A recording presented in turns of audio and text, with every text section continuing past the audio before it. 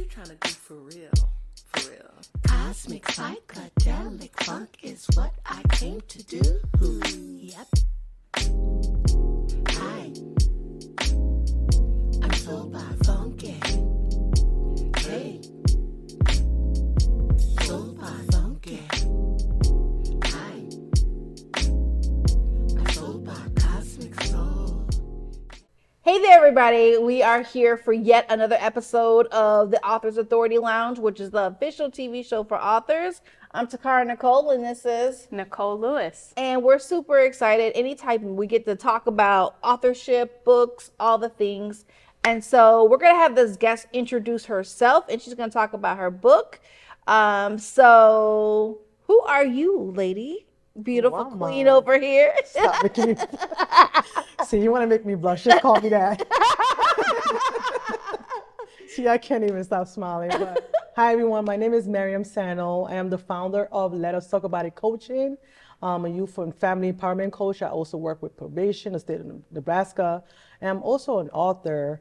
I am excited to be here. And I think throughout the conversation, you'll get to know more about me as we go. Yes, so if you know, then you know this is an authorship show. 9 times out of 10, you're going to catch us interviewing an author. So we're going to get into it. Let's talk about your book. When I met you, you were in the process of writing it. And so now the baby has been birthed. Finally. She said finally. Yes. If you know, then you know. Yeah. So tell us a little bit about your book. You have it here in the studio with us. Tell us, and you can show your book so they can see, you know, all the things and where we're going to find it. If it's on a website, we'll get into that. So talk about your book. It's all about you. Okay, so my book is called My Contradicting Mind, Where Uncertainty Meets Clarity. It took me 10 years to write this book. 10 years, yes, probably more than that, but 10 years. And this book was originally a journal, a diary, you can call it. Hold on, rewind for someone else. It was originally a what? A journal. We talk about that all the time. Yes. Yeah. It was a journal.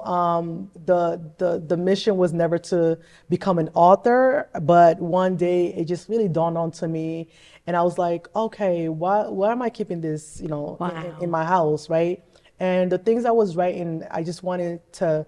I knew somebody else out there could relate to this, right? Yeah. It was about my journey since I was 9 years old, coming to the U.S. And I was like, there's somebody out there who actually went through this. So I decided, 10 years ago, that I wanted to make this into a book. And the reason why it actually took 10 years is because I didn't just want to put the book out there and say, hey, I'm an author. Right. I wanted it's meaningful, it's close to home. Yeah. And I wanted people to be able to read it and be like, oh my God, I went through that. Or, oh my God, I know someone who went through that. So because of that, right, I didn't want them to just have an aha moment. At the end of every journey, so by the way, they're not chapters. They're called journey number 1, journey number 2, all the way to journey 62 or something like that. And after every journey, there's a reflection activity for the reader to do. So you get to reflect on your own life, your own situation, your own journey. You get to sit with yourself and talk to yourself and ask self certain questions that you would have never asked yourself. And so many people have told me, like, oh my God, Miriam, I love the fact that it has reflection activities at the end of each journey. Yeah. So because of that, I'm actually working on the journal for the book. It'll be my contradicting minds journal. So yeah. I know your mind's spinning over here, Nicole. Yeah, definitely. So I'm just thinking about why the title? How did you come up with the title? Okay, so contradiction has either done 2 things for me: get me in more trouble or open doors for me. I think that contradiction has been looked at as a negative thing, and that is actually the first journey or the second journey in the book, where I talk about the positive side of contradiction. A lot of time when we contradict ourselves, it's really a sign from the universe or God saying, hey, go do that, right? Or it's saying, well, you got to try it out. So I talk about contradiction in a really positive light, and how people should actually look at contradiction as a positive thing, as a way of it leading you to things to uncertainty. So it's called my contradicting mind, where uncertainty meets clarity. And a lot of times when we're uncertain about things, it's a scary thing because Yeah. you when you're uncertain about something, you don't want to do it. Right. Right. And as for me, uncertainty has also opened a lot of doors for me. And I cannot Yes. imagine to tell you because it simply, I'm a curious person. So when I'm uncertain about something, I go ahead and I do it. Right. Yeah. And there's a saying, if you're not in it, you can't win it, right? So when I'm uncertain, I literally just jump into the river and just say, you know what, let me see what's going to come out of it. Yeah. So, because of that, I have gained so many clarity from my uncertainty. So that's why I named it My Contradicting Mind, where uncertainty meets clarity. Ooh-wee. I'm going to take us all the way back. You said a couple of things, and I want to hone in on them because a lot of times our upbringings are why we are who we are. So talk a little bit about your journey coming from Africa, coming and being, one who had to learn all things culture from a whole different standpoint, because I know that's had to been a mind shift, which Yeah. when you think about just mind shifts, you already said it. It's either going to make you or break you, and it made you. So, yeah. Talk a little bit about that journey. Coming from West Africa, so I was originally born in Liberia, and I will say this, it was, looking at it now, I would do it all over again because of what I've learned, the person it's made me. It has actually inspired my organization, Let Us Talk About It Coaching, where I wanted to give other young adults and youth and even family voices to speak up, right? Yeah. I went through elementary school all the way up to middle school being bullied about not learning, not being able to speak English, not really understanding the system, not knowing how to play with the kids and stuff like that, right? And up until, I guess, high school or junior high school, that's when I started to really try. I was on this mission of wanting to find myself. Yeah. But from elementary school to middle school, I just wanted to belong. I wanted to belong. I wanted to be heard. I wanted to be seen. Yeah. I wanted to have friends and Right. stuff like that. And that wasn't what was the reality for me, right? And when I got to high school, I had this wall up, right? Like, you're not gonna mess with me. Right. You're not gonna play with me because now I could speak English. Now I can defend myself, right? And while that wall was up, I played every sport in school, literally, because that's where I found my friends, and that's where I had that school family, right? And I was in varsity basketball in my freshman year, right? I played track, I played cross country, I played tennis, anything you can name, I played in school, right? And it kept me out of trouble. It kept me from sitting there and being, deep in my own thoughts. But the layer on top of that is that in junior high school or middle school, I started to write in a spiral notebook, a journal. This is that journal, right? And I still have it. I can't even read what I wrote because I couldn't really write a full sentence in English. And, I was in ESL for a long time. Wow. So it was, and then the journal was inspired by someone else I was in an ESL class with. Her name was Melissa, and she was also learning how to speak English as well. And I saw her talking to the teacher, telling the teacher, hey, I'm writing a journal and I love it. And I'm like, what is a journal, right? And then I went and looked at it. She was like, don't look at it, it's private. And that's how I came to find out, journals and diaries are private. So my mom used to give me $1 every day to go to school. $1 was worth a lot. So I went to the 99-cent store and I purchased the spiral notebook. And that's when I started to write journals about how I feel, what I was going through, what I wanted to accomplish in life, what I wanted to become. And obviously an author was not one of them, but definitely I always had a dream to become a public speaker.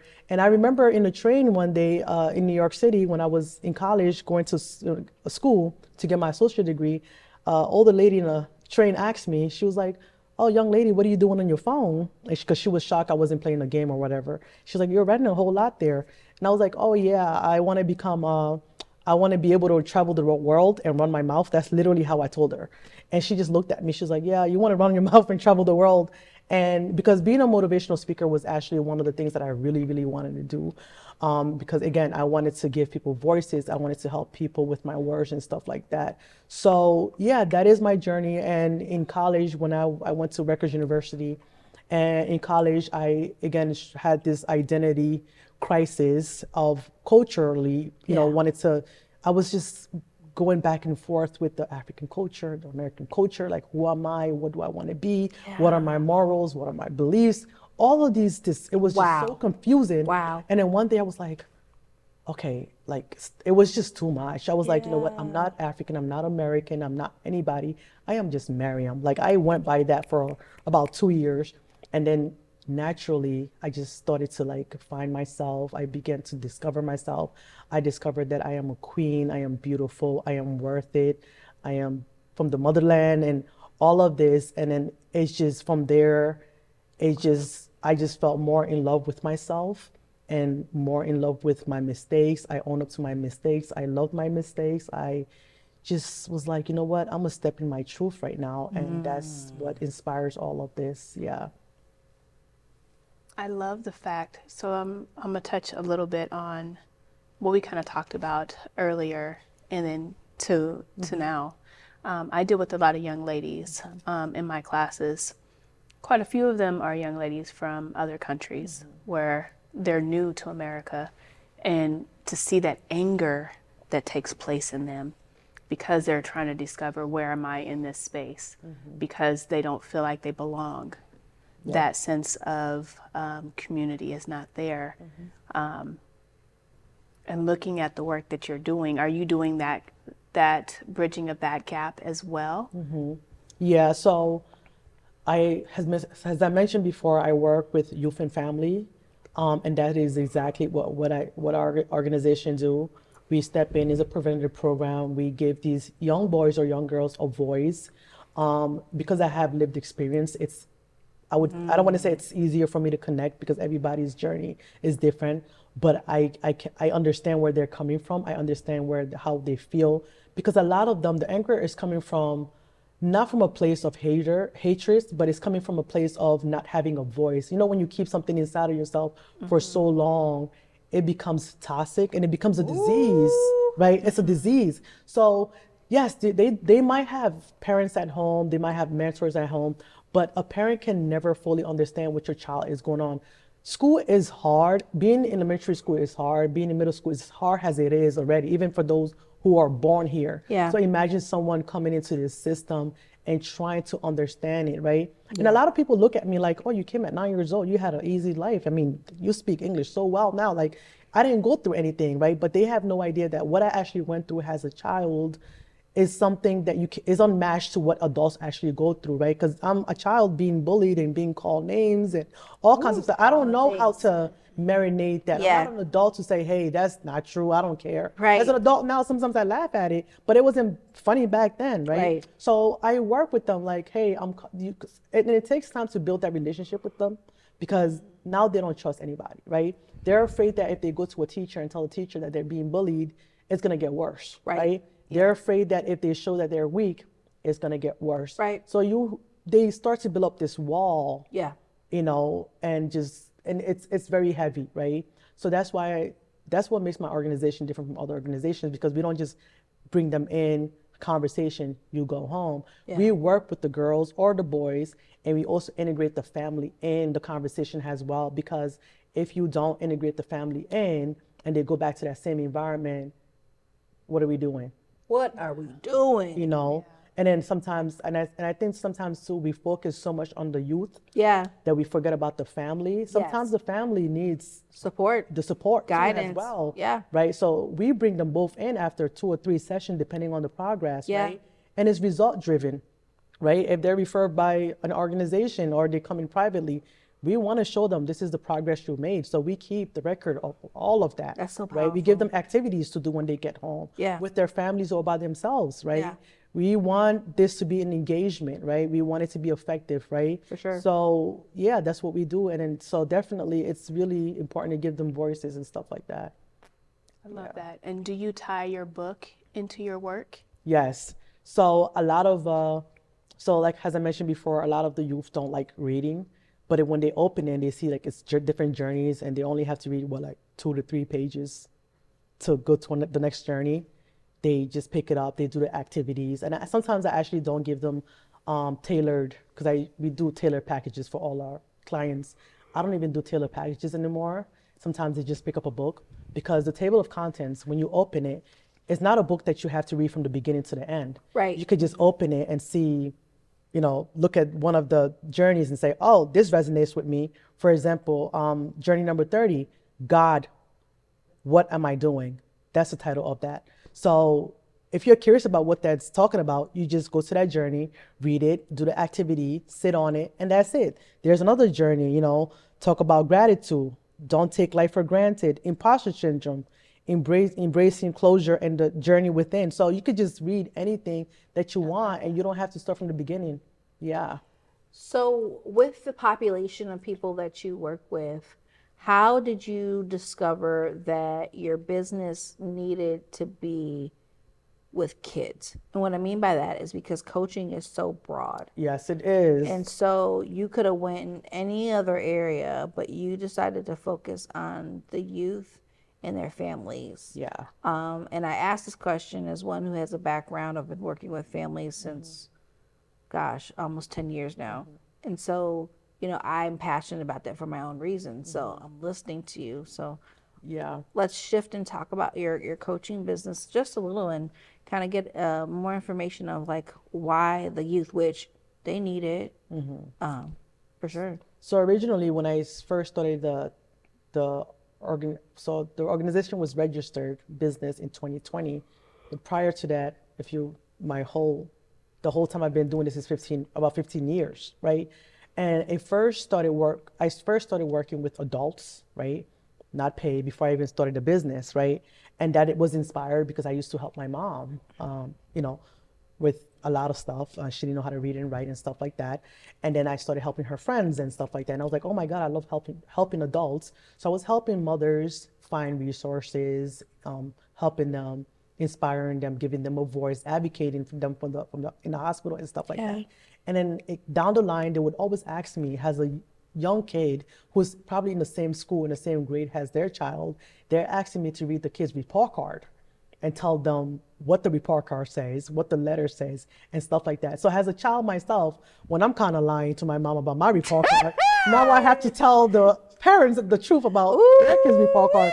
So I'm left in a very vulnerable, uncomfortable place. Yeah. And some of them are my friends too. So I'm like, geez, but I did. I told them what was going on and stuff like that. Then I realized down the line, like, I don't, as much as I love helping the adults, kids are who I want to work with, because I can relate so much with them. Yeah. Can I relate to their moms? Yes, because I've seen my mom go through the same thing. I've seen both sides of the world. Right. But I wanted to so badly give these young kids a voice that I didn't have, right? Yeah. I wanted them to not want to make their mission of belonging for the rest of their elementary school days and their middle school days, right?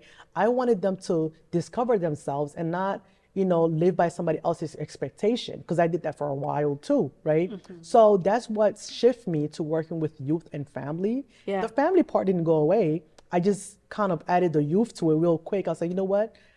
The youth are my first priority, but I don't want to leave the family out. So that's when I started to discover that this is my calling, because once I started working with the youth, I felt different.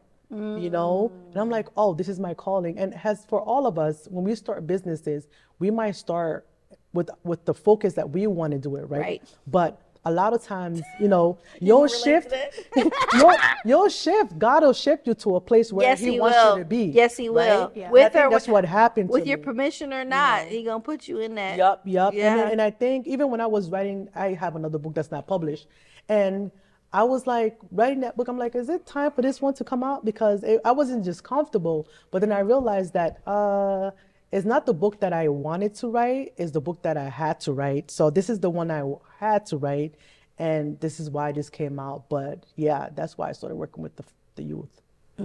I love that. I love the fact that you are using your life experiences and sharing your life experiences with others. And you're very intentional of understanding how people attention span is, and being aware of, if I give you a bite size, you can take a mile from that bite size, and then giving them that voice that they're so needed in spaces where oftentimes are forgotten. Yeah. Oftentimes that perspective is not shown. Oftentimes those perspectives aren't given in a space where people understand them. And so my question to you is, if somebody is struggling right now, let's say there's a family or there's a youth that is struggling right now, what would be some words of encouragement or something that you would say to them to get them kind of going again?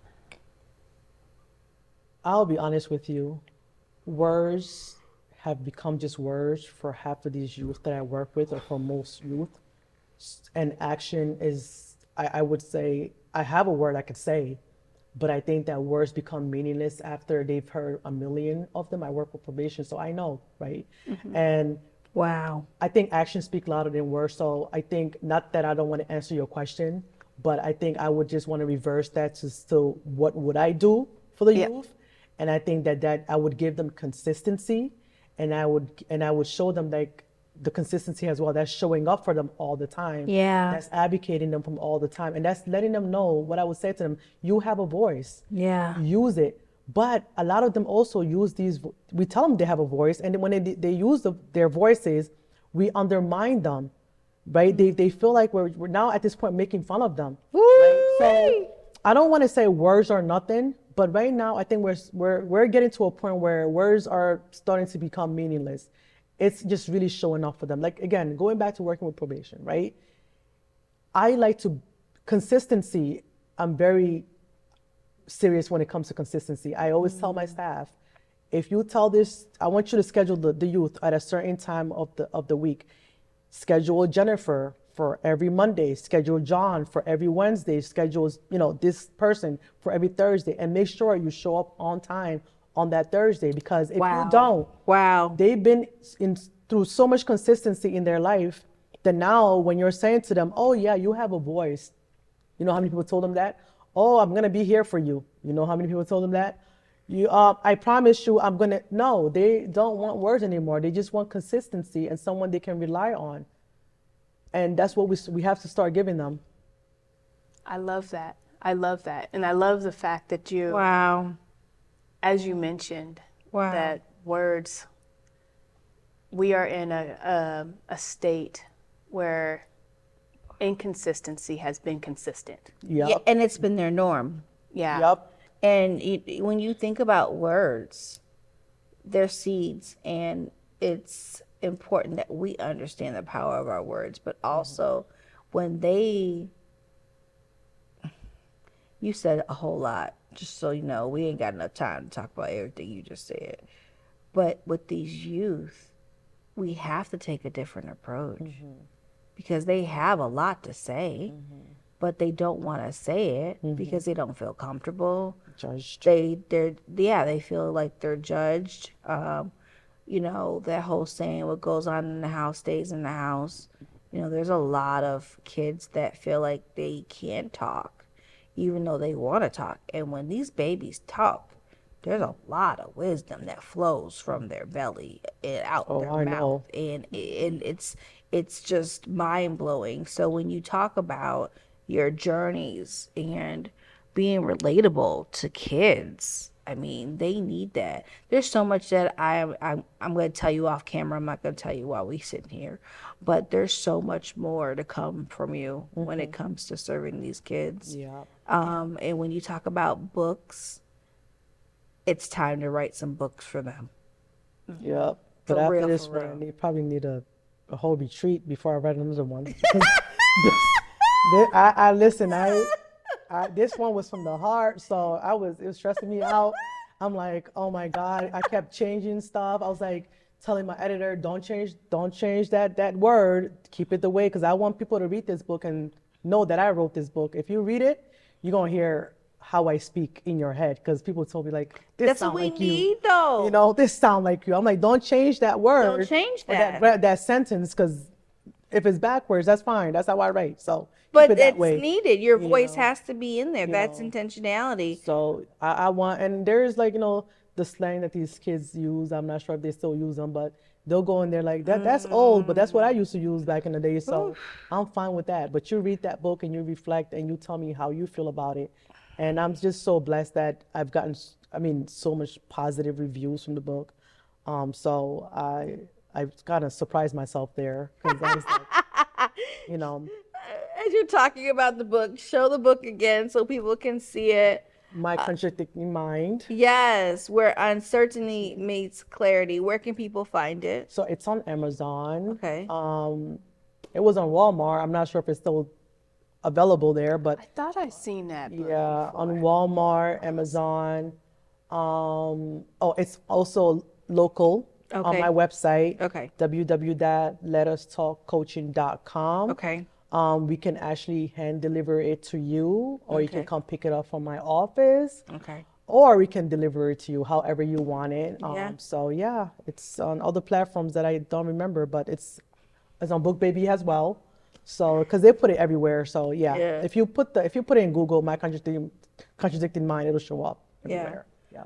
What would you say to someone that is in their head about publishing the book that is resting in their journal? Just do it.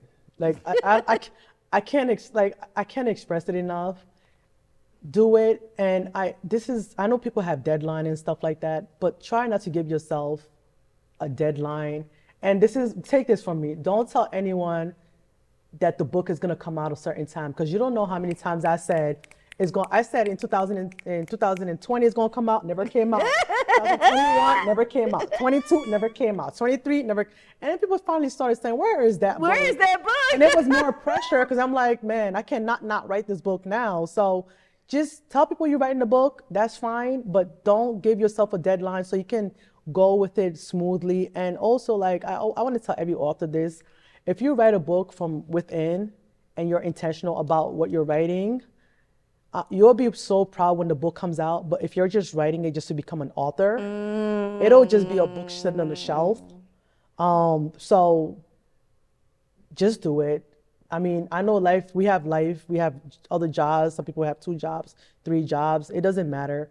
Just write it. And if you don't feel like writing, leave it alone. Come back to it, because again, I can't write when there's too much in my mind. I don't know about other people, and I need that safe place. Or if you're one of those people that need consistency, create a safe place and, change your environments. There's just so much you could do.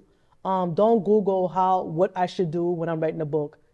It's you. Do what you do best. If you want to write in the bathroom, write in the bathroom. Actually, I know we don't have time, but this book was written in Starbucks, in the hospital. I would be driving, I would stop by the highway, I would like think of something that happened, supermarket, waiting rooms, anywhere. So. And that's the show. Make sure you go out and check your book out. It's on Amazon. And man, if you guys didn't get any wisdom nuggets from this, go back and watch the show again and make sure you get the nuggets that she was dropping. So see you later. Peace out. Thank you. Bye. What you trying to do for real? For real. Cosmic psychedelic funk is what I came to do. Yep.